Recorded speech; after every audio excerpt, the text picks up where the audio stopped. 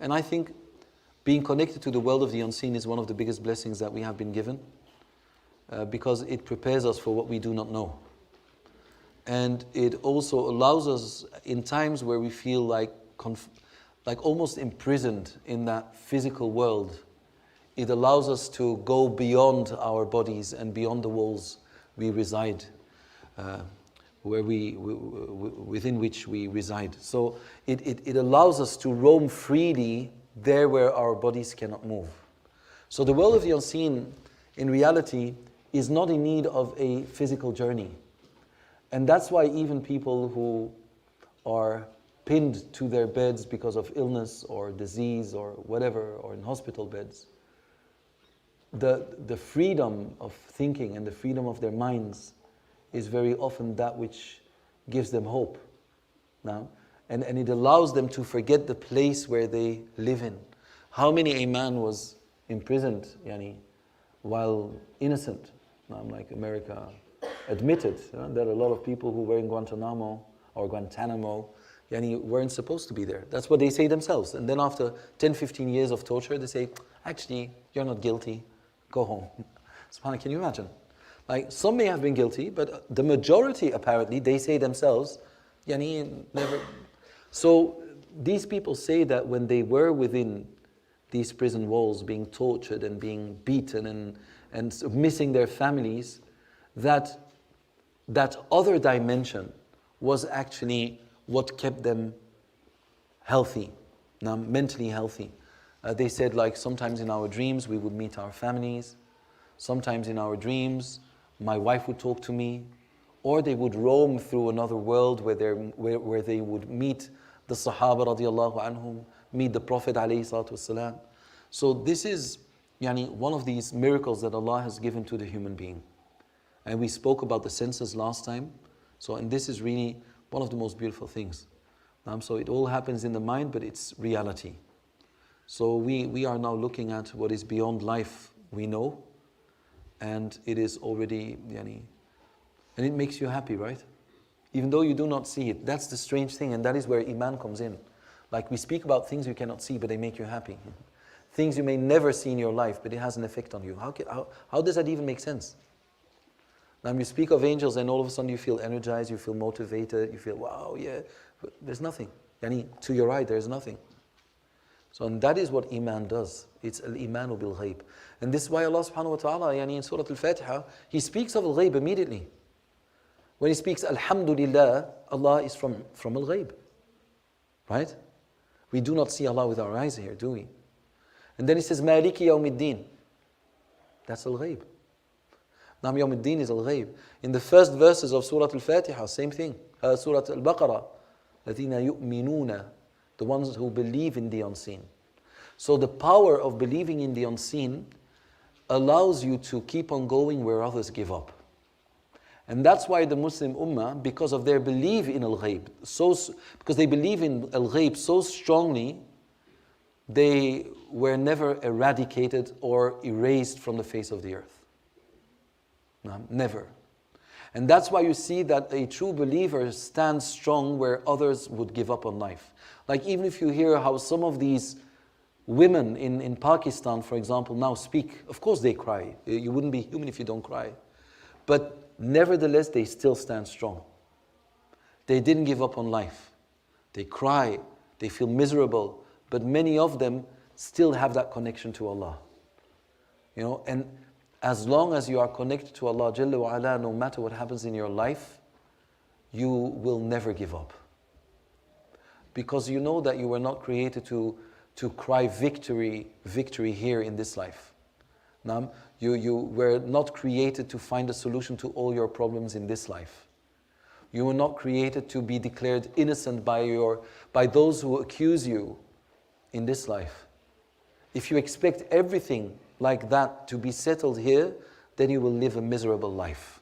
But if you know that Allah will take care of it better than you do yourself, then you will be the happiest person in the most miserable of situations. Because you know that this dark moment in your life is only to enlighten you forever. And how many a person was crying over something, only to see that what he was crying over was better for him? How many people limited Allah with their minds, because we can't limit Allah, and he limited Allah to their own state of mind. You know, my mother, to give an example, Hafidahullahu Azza wa Jal, may Allah preserve her, she will be here in a week, so she will come to the class inshallah, not next week, the week after. She will come with me inshallah. And when she embraced Islam, that was like in 87, 88, she was a businesswoman in Dubai. And she was earning a lot of money back then, but like literally a lot of money. Maybe I can ask her to tell her story when she's here, if you like, if she wants. I'm sure she's hearing me now and saying, why are you even saying this? So, and maybe I tell her story wrong, but I tell it like I know it. And I'm not going to tell the entire story again. But she embraced Islam and then she came back. She went to Dubai with me. I remained there like 7 months or something. Went to a Pakistani school, the small little whim.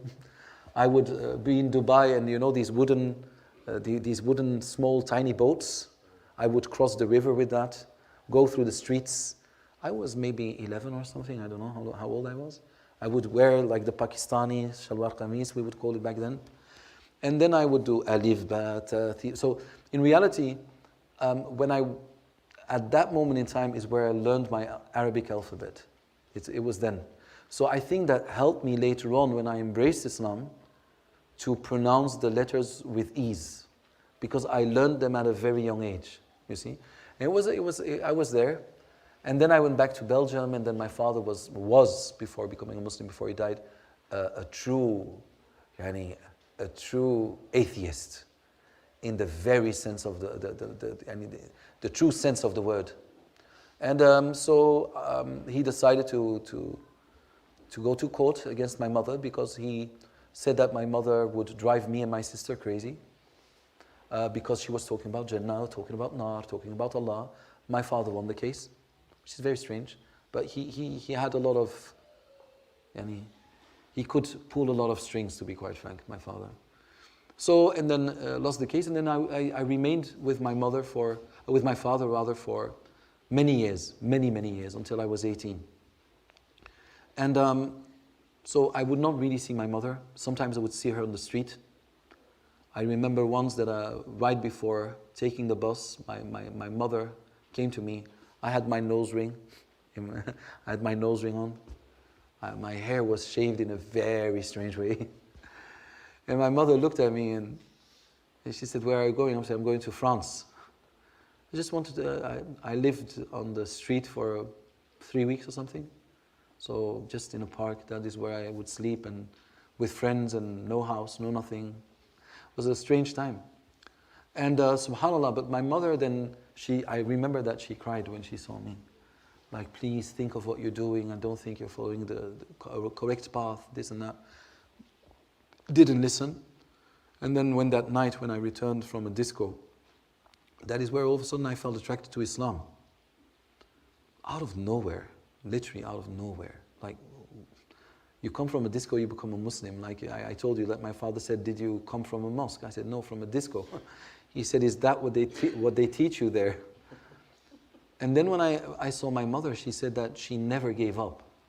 She never believed that this was the end of the story. She said, not even a fraction of a second, she missed me, but she never believed that I would not return. That was impossible for her. And she said, because of one thing, and that is because Allah said in the Quran, "Kun." And He doesn't say "Kun fayakun," He says "Kun fayakun," and the result is that it will be. He says "Be." She said, "I knew that between you coming back to me and not coming back is just Allah saying "Kun." That is how close you were to me. And that is why she said that that night where I felt attracted to Islam, that she was making dua that night. You know, she said, "When did you become Muslim?" I said, "Last night." She said, "That is where I was making dua for you." At the same time, exactly that time. So why am I saying this? When you believe, you are always hopeful. So when people have mental health issues, I'm not saying it's the sole reason, no? But it is also because we have not been taught how to find hope in our connection with Allah. We have not been taught that everything is with qada and qadr and what it means.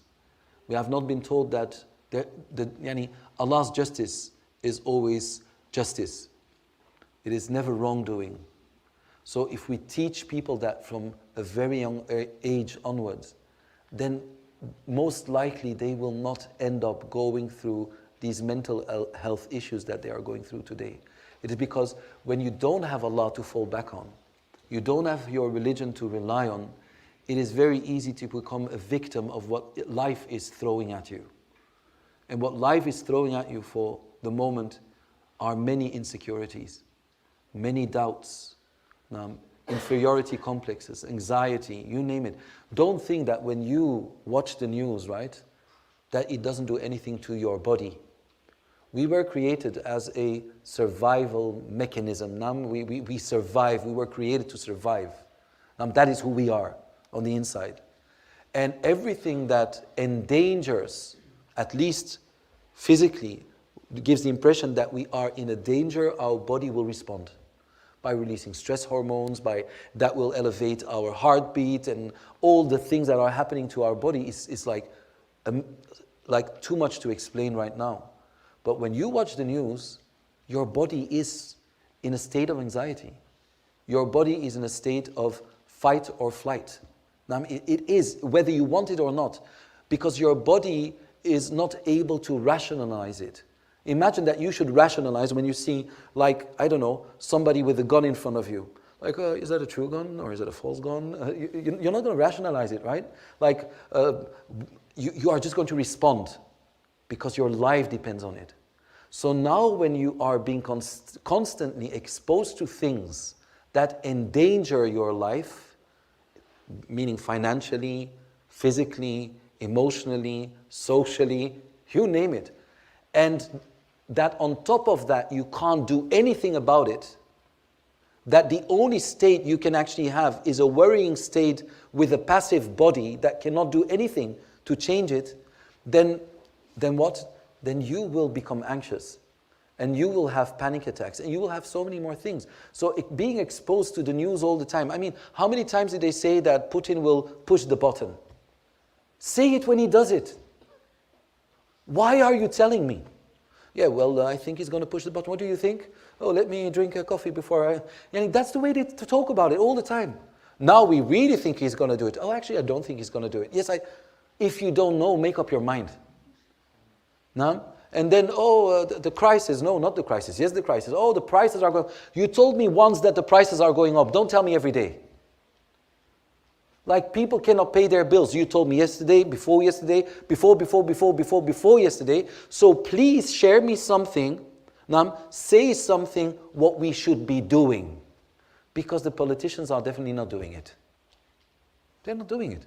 The Prime Minister that resigned after how many days? 44 days? No? 45? 45 days. She will have a pension for the rest of her life. Not when she grows old, starting from now. And if she lives 81 years, which is the average of a Muslim in the UK, the average of a woman in the UK, she will have more than 3,200,000 that the taxpayers are paying for somebody who did a bad job in 45 days. I want to do a bad job for 45 days and get 3,200,000 and something, which is equal to 3,600 something or 3,200 something per hour. I'm okay with that, no problem. So if you are exposed to all of that, how can you even be happy? That's why my scholar said the only ones who should be watching the news are the ones that can do something about it. Do something about it. Because, as I said, we are being constantly exposed to things we cannot do anything about. Now, which doesn't mean that you shouldn't share the people in Pakistan suffering to encourage the people to pay. And to help. But there are different ways of doing that. On top of that, the screen. The screen is always constantly telling you people are perfect. Because you're going to compare yourself to people who have loads of time. If you see somebody with his bike, Now I'm jumping from one rock to the other, spinning around, doing a salto, landing. You think that was in one day. And then you have your child. I want to do it like him, but I can't. He's much better. Of course he's better. I mean, he's been doing it for 10 years. So, and then, oh, he's got a 6-pack. He's got an 8-pack. He's got this. He's got that. He can stand on his hands. Now everybody, all of a sudden, because the human being, when he sees somebody that's stronger than him or better than him at something, that survival mechanism again will be activated, because somebody stronger than me in my basic instincts mean he's a danger for me. Because if he's stronger, because we have alpha males and we have the followers. If you're an alpha male, you were supposed to be the leader of the pack. But now they want everybody to be the leader of the pack. So everybody now either has an inferiority complex and eats his way to hell, figuratively speaking, and sits and says, I cannot do anything about my life. Or you have the ones that feel frustrated because their basic instincts have been activated and start competing with everything. And they feel that they are a loser if they can't walk on their hands or can't do triple saltos on a trampoline. And that's now how you feel. So you feel like a failure because you're comparing yourself to people who had a lot of time. And mashallah, it's beautiful what they're doing, but life is not built on saltos. No? Life is not built on 6-pack. And these people only show you the times where they succeeded, but never the times where they failed. Now, their succeeding is the result of failure. Now, fail after fail after fail. So, well done for your perseverance. But this is what is being projected all the time. And that's why we have a lot of mental issues. Now, we are constantly, our basic instincts are constantly being triggered. Hormones being released almost always. And that's why we are out of balance.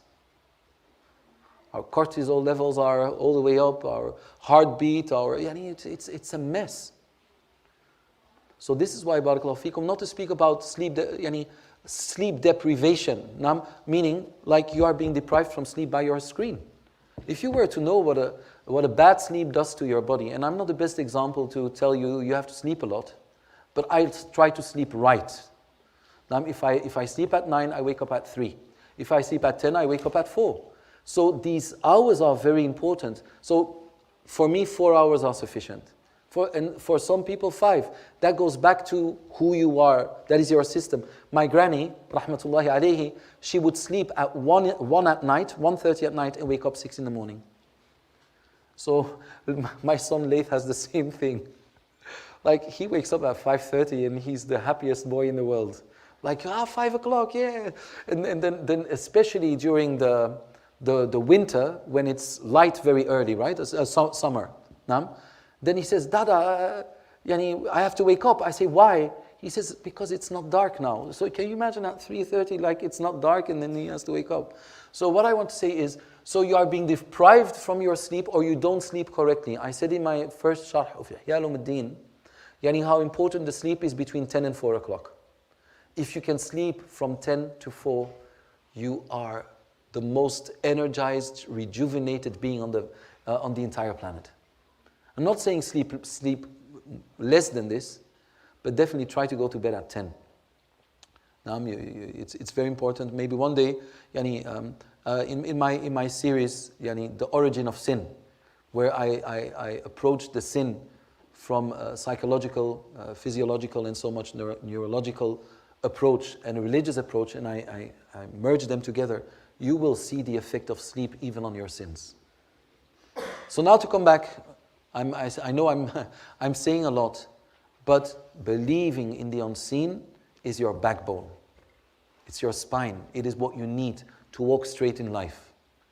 It is that what differentiates between you and those who may not believe, not meaning that those who don't believe cannot be stronger than those who believe. I've seen many people who did not believe that did amazing and incredible things and were very perseverant.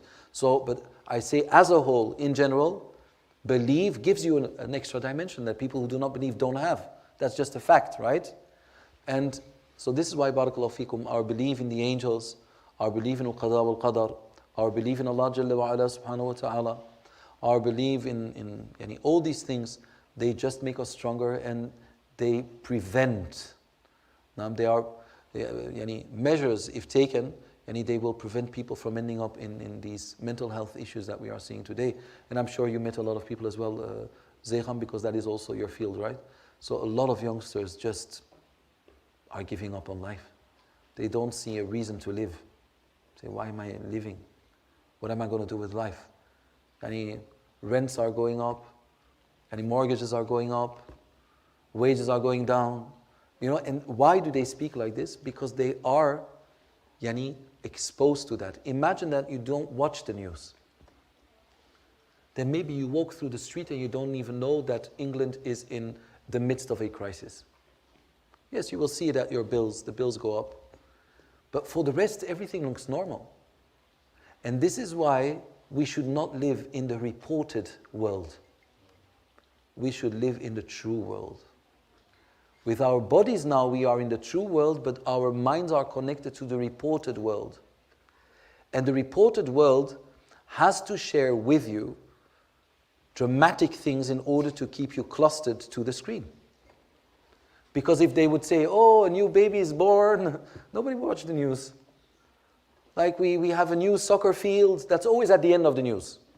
Like charity things and stuff, that's always at the end. Like the least important. So, and that's why, if they want to keep you close, because they make money, right? It's not like it's a free service. They make money out of news. And how accurate can news be? If you want to verify one thing, just one thing, you need to verify it maybe for weeks, if not months. And every day we have new news about other parts in the world reported by one man. Yes, and the reason behind it is this and that. How do you even know? You were even outside of the war zone, observing with your binoculars, looking, and then you're telling me that this is the reason and that's what's going on. And then we also believe that those who spread the news or who share the news don't have any other motives than just passing on the news? Or is it maybe to create an image of the world that is in line with what they want you to believe in order to get you there where they want to get you? So how trustworthy? The epistemology of everything. Like how is this even working?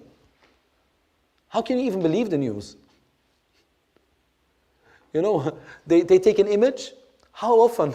Said yes, and there are shootings now, and then they found that the cameraman was not even in the war zone, you know, or the reporter.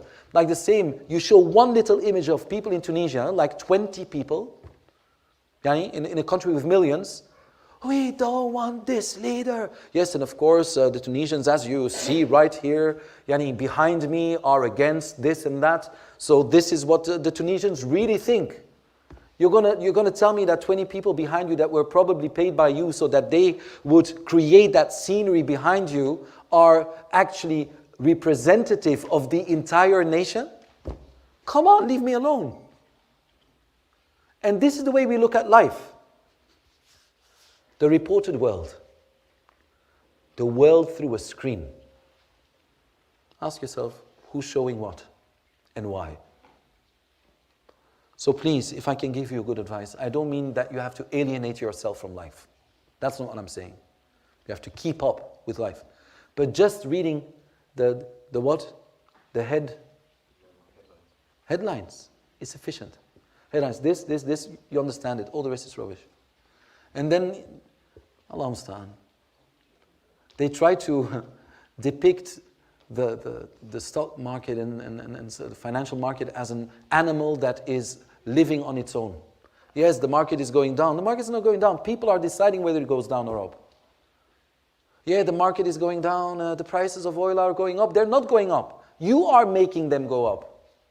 You see the difference in wording? Like, yeah, it's going up. No, same oil, same gas.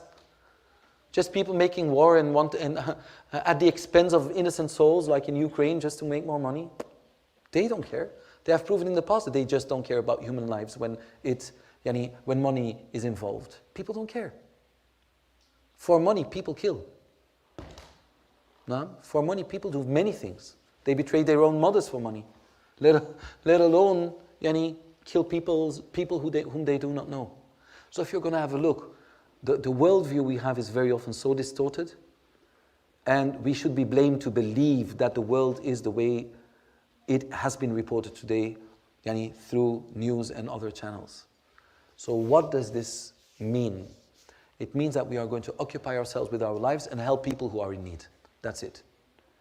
But please, yani, don't allow yourself to be exposed to things that you know that will damage you. Because you are that system that responds to what you look at, to what you hear, what you listen to. It has an immediate impact on what your body does with you.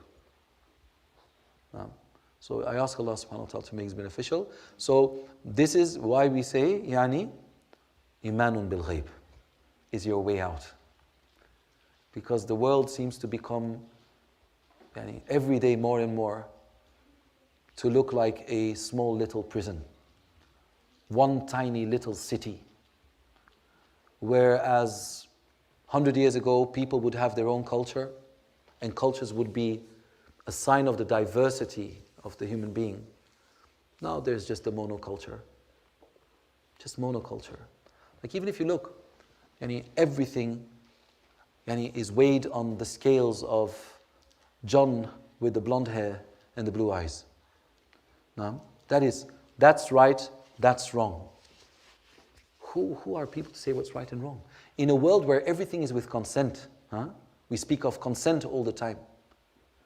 So if somebody with consent decides to live in a certain way, decides, is not forced, why do you then say that this is right and wrong? As long as my decision does not interfere with your freedom or endanger your freedom and your safety, let me do what I want to do. If I want to wear hijab, I wear hijab, for example. Want to grow a beard, I grow a beard. I want to believe in Allah, or I believe that this is wrong and that is right. As long as I do not impose it on you, let me say what I want. And so we live in a very strange world. Traditional dresses now are just for the national day. And how do you say that, national day? National holiday or Independence Day. Not every national day is Independence Day, Sidi. Yeah, National Day. So that is where we come out with our what traditional dress. Now, in the countries, that's where we sing our songs and do our traditional dance, and then we go back to I am John and I am Mary. Well, that's it. Back in the closet for a year, and then we come back, because then it is not considered to be strange. It's representative of who we were before monoculture was imposed on people. And that's why it is a part of Islam to hold on to your culture. If you have a Muslim culture, hold on to it. Because it is a part of who you are and where you came from, and you should be proud of those roots.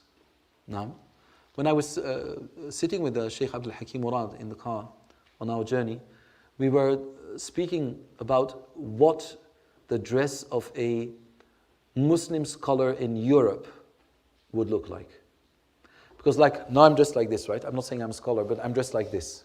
This is traditional dress. It's not a Belgian traditional dress, right? So, and he said every person who comes from a certain background, they have their alim dress, right? This is the way, like Maulana Asim yesterday, mashallah, it was beautiful to see.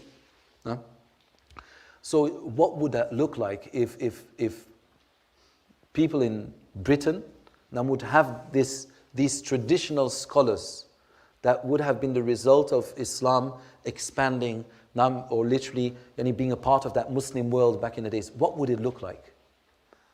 And he said, definitely not that you would wear the garments of your grandparents. He said, because then I would be wearing these high hats and these jackets with tails, and that would be the traditional dress. So he said that he would talk to a fashion designer, and that he would have him draw what he thinks that the traditional dress would be today if it would have existed back in the days, how it would look like now after having evolved. And that then would be which cap would they wear, which hat would they wear, which clothes, which shoes, and that would then be the standard for the dress of the European ulama. So you see what scholars think of? When I listened to him, I said, SubhanAllah, ajib. Because we should have that as well. Like, I'm a convert, what do I wear?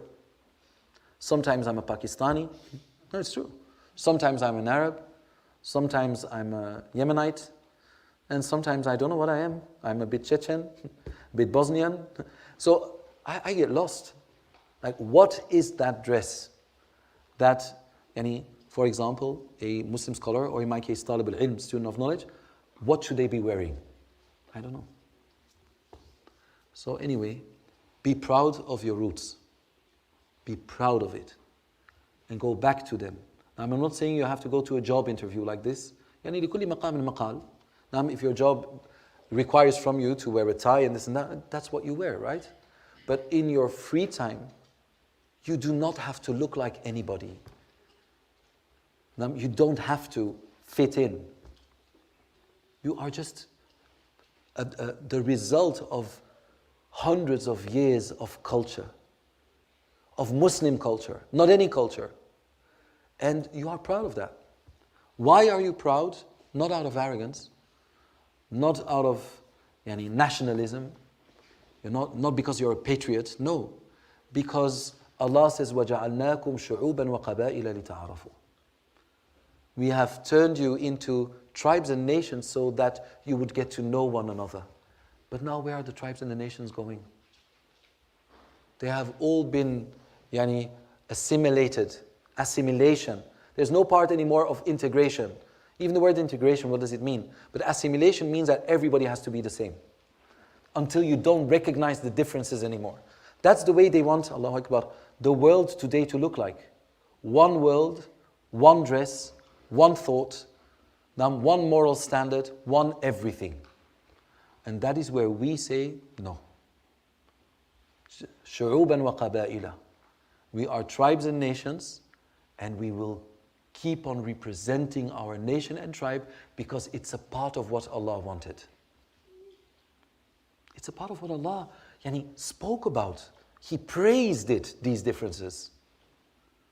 So, wear it with healthy pride. No? And subhanAllah, it's so beautiful when you see people traditionally dressed.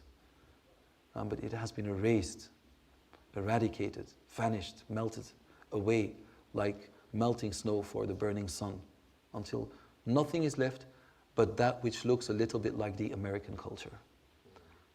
No? And the American culture is not the best, I'm not saying that they're bad people. I'm not saying hate them, despise them, dislike them. But I'm saying just watch their movies. Or better, don't. Listen to their music. Or don't. But music and artistry is there where you recognize the soul of a people.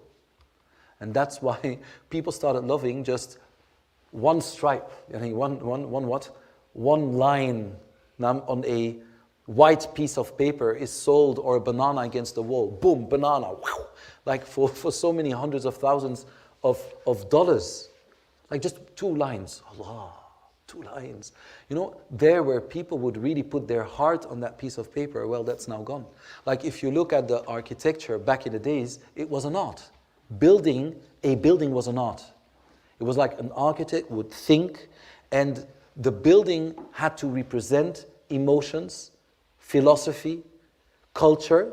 And that's why in many Islamic countries, like for example, to give an example, like in Morocco, outwardly, the houses all look the same. They're very simple on the inside, on the outside. But when you get in, you have that rawdah, that open space. You have all these different tiles in different shapes and forms. You have the wooden finishing touch. But on the outside, everybody's the same. Because the way that the architects would construct their buildings and design them came from the heart. And was a reflection of what society would stand for. And the Islamic society would stand for simplicity, on the outside, and ikhlas, and satr, but on the inside it is beauty. Because that is where their family was. So their families were. So they didn't want to show off with their possessions, but on the inside they could do what they wanted. So you see that even the way that buildings were built was a reflection of thoughts and philosophy. And that's why when you look at the arch, when you look at churches, right, the arch goes always in a straight point. It goes like this and like that. And that is because the Christian philosophy was that everything was about the heaven. And that's why they don't really have a Sharia on the face of the earth. Now, they don't have these rules that the Muslims have. So they would believe, and there is a history behind it. I'm not an expert, I'm just sharing. So it all points to the heaven. When you look at the dome of the Muslims, the point is very small, but everything comes back to earth. Because the main thing is that you do it here in order to get there. So you see that it goes up, but it flows down as well. Now, because Islam is a religion that takes dunya into account. So when you look at the philosophy of the arch, and Dr. Samir Mahmood, and he spoke a lot about this, then you're just amazed. What do we have today as architecture? You should know the arch doesn't exist anymore because the arch stood as a symbol for religion. So they got rid of the arch. They don't like the arch anymore. That was a counter movement of the modern form of architecture where they want to separate between a religiously inspired architecture on the one hand and a non-religious one on the other hand, and that is why we now only have straight lines. Line, line, line, line, line. There's nothing in it. And now you should know that we have a neuron that mirrors our environment. So we have neurons that mirror our environment, which means that when you look at a tree, for example, and not all the scholars or the scientists have agreed upon this. So you need to know that if you read, some agree, some don't. But I believe, after the research, that it exists. So that means that what you look at has an impact on you. That's why when you look at a tree of which the branches point towards the sky, it makes you look upwards, right? And when you look upwards, there is something happening to you. It takes you to the sky, and without you knowing it, you are imitating the tree. Not meaning that you're going like this, right? But it has an effect on you. And when you see a tree where the leaves, how do you call it, a willow? Do we say willow, where the leaves go down? Yeah, okay. That gives you a feeling of sadness without you wanting it, because it goes down, and in Belgium we call it like the sad tree.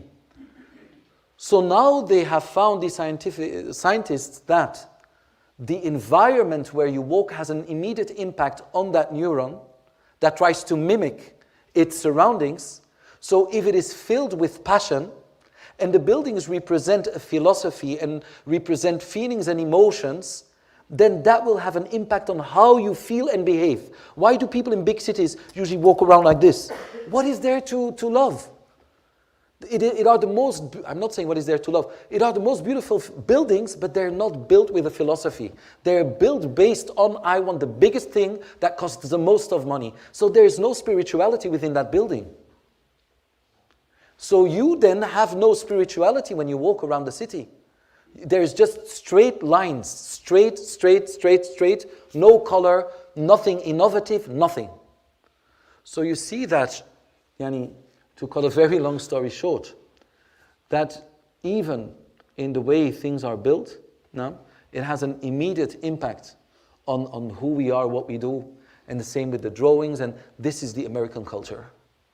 Now look at New York. Wow, New York. All straight lines, nothing. So why do we want to take the American culture and turn it into the standard, or measure by means of which we weigh what is right and wrong? You cannot watch a movie with your children, or you need to you need to mute your television because there are too many words that crept into we have normalized the usage of these kind of words. So no, you have your culture. Wallah, if you go back to your culture, you will see that you didn't have that vulgar kind of thing going on. And that's because the American culture, that, like we know it today, is a very new one, quite recent one, the way we know it. And the newer the culture is, the further it will be away from God Almighty and from certain moral standards and ethics. That's the way it works. Even the way of traveling has changed. Back in the days, traveling was a social thing. And it was beautiful, was inspiring. You had that Zeppelin, for example, you saw everything went slow. Now you stand in line with your bags, you have to go, you don't talk, the chairs become smaller and smaller, right, in the planes. Back in the days, you had this kind of space. Now you have that kind of space. Your legs get cramped, and you're afraid to have a blood clot in your what? In your veins because of sitting like that, restrained by your chair. So everything has changed, because art is a representation of what lives in the souls of people, and that is what we feel now. There's nothing. And that's when you go to Uzbekistan, you go to beautiful places, you feel that there is something more going on. Khalas? So all of that has to do with al-ghayb. And that's why the Prophet ﷺ said, al-mar'u ala dini khalilihi, you will behave like your companion. That's the mimicry, that is the mirroring of the person in front of you, which we have these neurons that do that. Seeing is doing. Seeing is doing. That's how we learn, right? Through nature and nurture. No? So we learn by seeing and observing. We are the child of what we saw when we were small and young, or rather when we were younger. So ilmul ghayb is not only what has to do with the pillars of Iman, but it's also what is still ghayb, what is still for us to be uncovered. The more we discover the body, the more we are amazed by Allah subhanahu wa ta'ala. The way He created the human body is amazing. So now we need to go back to a world that is a representation of souls and culture. That is how we are going to save the world. It is where everybody holds on to his culture, and everybody holds on to his language, everybody holds on to his artistry, to everything, to his food, the different kind of dishes, the different kind of everything. That is the beauty of the world. How ugly is a world where everybody speaks like one another? I was so happy when I went to Uzbekistan. Nobody understood me. A lot of people didn't speak English, but why should they? Like the tourists were so angry. Nobody speaks English here. Why should they speak English? It's their country. The least they can do is learn a bit of English. I said, why? Why should they? Oh, and they don't shake hands. Why are you bringing your culture to another country? You're not the colonist who comes to impose his way of thinking to the people. This is a free country and you are visiting them. Respect them. No? It's not because you think it's strange that men and women don't shake hands that all of a sudden it should be strange for them. That's their culture. And it is not your wrong interpretation of that culture that makes your interpretation true. It is because they disrespect women. It is not only the man not giving a hand to a woman, it's also a woman not giving a hand to a man. So who said that it's because of the woman? And who said it's because of the man? So we should stop weighing the world on what John with the blonde hair and the blue eyes, and I'm not anti-blonde hair, blue eyes. I had blonde hair when I was little, and I still have blue eyes.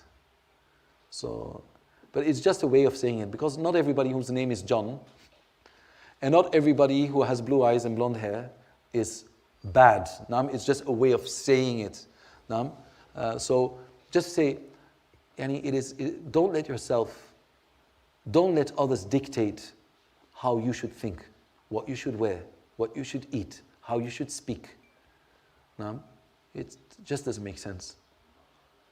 So people of Senegal have their beautiful dresses, people of Pakistan, people of Afghanistan, people of all the parts in the world, and they have their traditional dresses. And now traditional dress is folklore. Now it's no longer a real dress. Oh, that's cute. Oh, what's cute? That's my dress. Am I judging your dress? So please do this. So that's one of the ways to save the world. Because if we don't, hatred will only grow towards those who are different. If we take part in that story, eventually hatred will be towards those who do not adapt themselves to that monoculture. And then people will take part in that monoculture because they do not want to be pushed away, excluded. Because one of those mechanisms, these basic instincts, is that we want to be a part of the pack, because being a part of the pack means that you are protected. So we want to do like they do because otherwise I have the feeling that I'm on my own. And your body then is in a state of panic. We have no control over these instincts. Yani what it does, what we do with them, yes. But them being released, we don't have any control over it. It's automated. So who are you now? I mean, that's where identity crisis is one of the biggest things today. Who am I? What am I? What am I? Who am I? What's my goal? What's my purpose? Because you feel that you're doing things against what you want to do. You're doing things which are being imposed. You are doing things that are being dictated. You want to live up to expectations that are not in line with who you think you are. Because you are that person deep inside of you with these roots, but you have been disconnected from them. Now, up to a certain degree, and the only thing that very often remains is nationalism, a kind of patriotism where I belong to them, but I actually don't know what it means to belong to them. I don't know what it truly means to be a true Pakistani, for example. What does that even mean? And I'm not saying you don't, or a true Belgian, or a true Chechen, or what does that mean to me now, living here in Europe? So I feel that I'm with my feet in both worlds, and I feel that I'm not really balanced. And that is because they think or they give you the impression that you have to make a choice. It's either this or either that. Hold on to who you are, where you come from, and participate in society. It's not either this or that. No? The fact that people say, for example, you can't be a school director if you come in your Pakistani dress. Why would that even be a problem? We have to be neutral. What is being neutral? What is neutral? What's neutrality? What does it even mean? That I look like you. No, that everybody looks the same. On which scale are you weighing the same? Because the majority of the people in the world are Muslims. So if there should be a standard, which I'm not saying that we should do this, then everybody should dress like a Muslim. Because if in my school the majority of are Muslims, then the school should be a representation and reflection of the majority of the children in that school, for example. That would be being neutral. Are you with me? I'm sorry, I'm talking a lot. I will talk about this as well. This was just a frustration that went through my mind. And I'm trying to formulate it in an Islamic way. But don't underestimate what I'm saying. Don't. It's a part of you being a Muslim. Remember, وَجَعَلْنَاكُمْ شُعُوبًا وَقَبَائِلَ لِتَعَارَفُوا. Know the poems of your background, of your roots. Know the poems, the poetry, artistry, the artists, the writers. Now, if you read some of the things that Muhammad Iqbal, for example, has written, it's amazing. Some of the things are amazing. And it should not always be Islamic poetry. Some of the things are just a part of culture. By going back to the poems of 50, 60, 100 years ago, you know what life looked like. The way that people would perceive women and men, and the role of women and men, which is very often different from what we think it to be today. So it is by digging into these things that you find a part of yourself, of your ancestry, of the people that were before you, so that you can share it with your children. Because when your children are born, what are you going to pass on to them? No? So this is, Allah Barak, the Prophet ﷺ, and I end on this note, whenever somebody would visit him, like Ibn Sayyidina said, في نور العيون, then he would ask people about the place where that person would come from. So if somebody would come, I don't know, from Sham or from a certain city or village, then he would say, do you have any information about that village or city? He would listen, he would ask about the people that live there, about their culture, about their favorite food. This is what he would do in preparation to welcome his guest. And then they would sit together. And then he said, and how is that person? Oh, do you know him? And then he would say, and how is this food? How is that building? And then he said he would ask them things about their city which they themselves would not know. And that was Sheikh Abdul Hakim when we visited Uzbekistan. We had a tour guide and she said this and this and this. She said, as for that one, nobody really knows what the history is behind it. And then Sheikh Abdul Hakim said, yes, a writer in 1756. Like he actually said it was that, but actually it has been, something has been written before that, but they're not sure whether the manuscript is authentic. But actually I do, because there's, look, and then he would just like, And then you just say, okay, khalas, yani some people really know more than I do. Now, yani when you sit with him, you know nothing. Wallahi, you know nothing. Like literally nothing.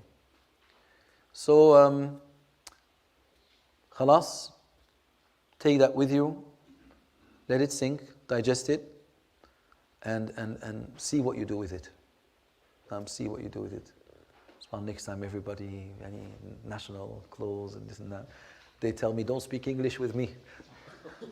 For me, it's only Urdu. For me, it's